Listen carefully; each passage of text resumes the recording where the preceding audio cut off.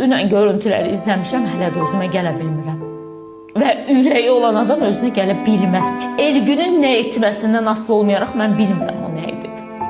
Özü ilə apardı o dünyaya. Kim vurdu onu? Kim ölümcül döydü, hər nədirsə bu suallar qarşısında bizim cavabımız yoxdur. Özü ilə apardı o dünyaya.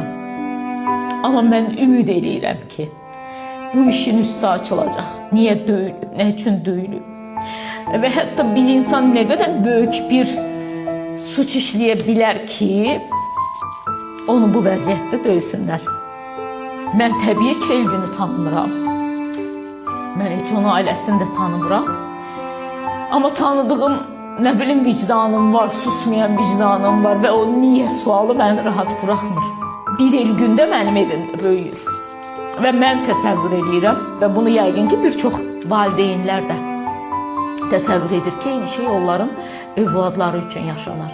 Və biz övladımızın qatilini tapmaq üçün bəlkə də dizin sürünərik küçələrdə.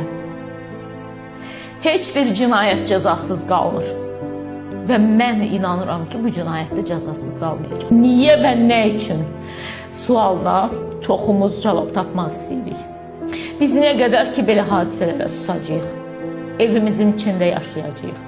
Nə qədər ki, belə hadisələrə susacağıq, ananın fəryadından daha betər fəryad qoparacağıq.